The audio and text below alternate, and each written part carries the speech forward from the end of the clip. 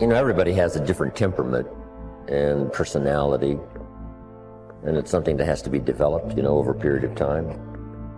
We all must deal with that dark side of our nature, the positive side of our nature, and it isn't that it ever gets done or finished, but that we should suppress those things that would cause us trouble, not only within ourselves, but cause us trouble with someone else. You're not aware of that conflict going on. Because conscious attention doesn't need ordinarily focus upon it.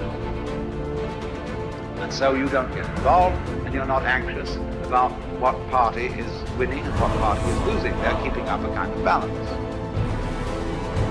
It's a spiritual battle, and it's taken people thousands and thousands of years to figure this out. You can find that and just look inside: inadequacy, weakness, susceptibility to temptation, narcissism, pride, envy, revenge, resentment, frustration, lack of faith, all of that. So we spend a lot of our energy, a lot of our time, a lot of our work and our thoughts on how much stuff can I get, how much can I accumulate. And the problem that comes up with this is that if you believe that you are what you have, if you really believe that, so we have almost like a dilemma. If I am what I have, then when I don't, I'm not. I start to get really terrified. I start to get really scared when I don't have as much stuff as I want to have, or when other people have more stuff. So we spend a lot of our energy comparing ourselves to what other people have. Jump on the positive side of whatever you want. See if you can't help out in this warfare, this push-shove match. That's the key. That's why the old wise man said, we must learn to love and hate. So underline that. You must learn to love and hate. And the illustration he used was, you must learn to love good and hate evil. But the major key to your and my future, the major key to you and mine being able to put our lives together, to get up and move forward, the major key to creating the next greatest version of ourselves and looking out for our families and improving our lives and our community. The major key is you. It's me. It's all of us. We have to decide that we're going to take responsibility.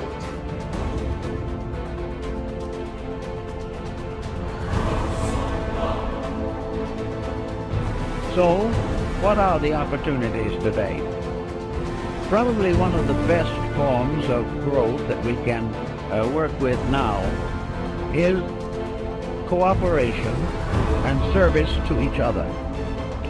The individual finds perhaps the greatest basic joy that there is in the human composition when he brings joy or releases joy through other persons.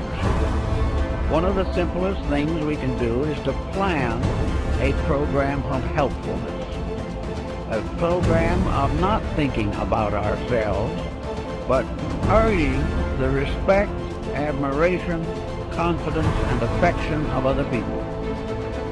It is something to look back quietly upon a good deed that has brought security to another. And this type of backward looking is probably the most cheerful as possible. So service to others.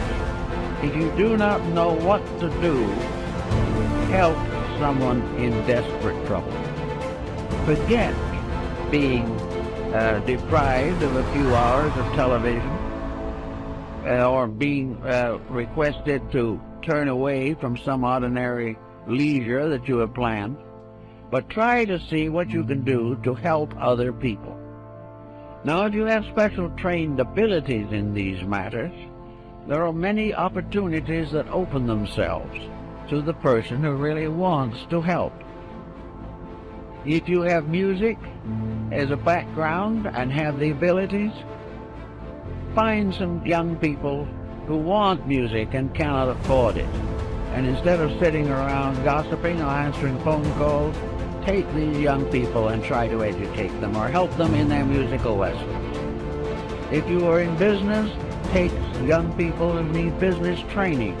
They will not get proper training in school, but they can get it from someone who has been through it and knows what is right and knows what should occur and what should not occur.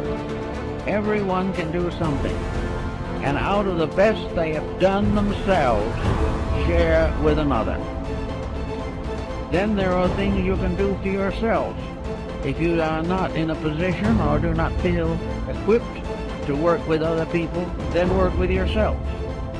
Develop those faculties and powers which are not functioning properly today. Look over your own life and see what your mind is doing. Is your mind growing? Or is it just heaping up one prejudice on top of another?